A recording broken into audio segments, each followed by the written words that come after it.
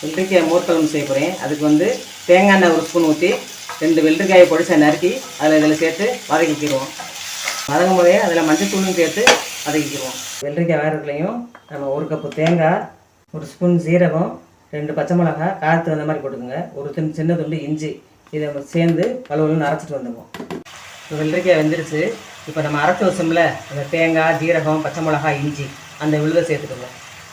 இப்போ நம்ம அரைச்ச மசாலா போட்டு அது பச்சை வாசனைலாம் போயிடுச்சு, அது தண்ணி சத்தெல்லாம் வற்றிடுச்சு. இப்போ வந்து நம்மளுக்கு தேவையான அளவு தயிரை கலந்து வச்சோம்ல அதை ஊற்றிக்கிடுவோம்.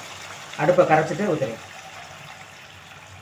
தேங்காய் எண்ணெயில் ஜீரகம், கடுகு, முறுப்பு, மிளகா வத்தை சேர்த்து தாளித்து இதில் கொட்டியாச்சு. இதில் கொஞ்சம் கொத்தமல்லி தழை வைக்கிறேன். கடுகு, முறுப்பு, கடலை, ஜீரகம், மிளகா வத்தை, பெருங்காயத்தூள் இதெல்லாம் போட்டு தாளித்து கொட்டிட்டோம்.